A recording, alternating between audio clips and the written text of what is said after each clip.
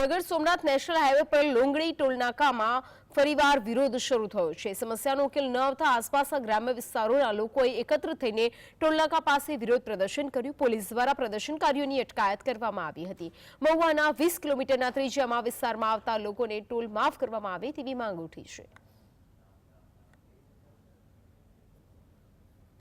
Highway authority વિભાગ Longdi toll tax માફ કરવા માટે અમારી લાંબા સમયથી રજૂઆત છે। પેલા સુરતની અંદર જો એની જે રીતના વાહનોનો ટોલ માફ હોય તો લોંગડી ટોલ ટેક્સ ખાલી મહુવા તાલુકા પૂરતી માફ નથી કરતો, એટલે અમારી ખુલ્લી ચેતવણી છે।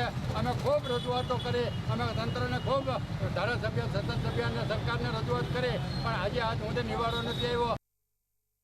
જે મહુવાને 20 કિલોમીટર ત્રિજ્યામાં જે આવતા લોકોને ફ્રી પાસ આપવા માટે જે અમારે આંદોલન શરૂ હતું, એમાં કોઈ નિર્ણય નહીં આવતા આજે ફરી અમે એકવાર આંદોલન છેડી અને ટોલ નાકાને નેશનલ હાઈવેને કહેવા માંગીએ છીએ કે તાત્કાલિક મહુવાના 20 કિલોમીટરને ટોલ ફ્રી કરવામાં આવે।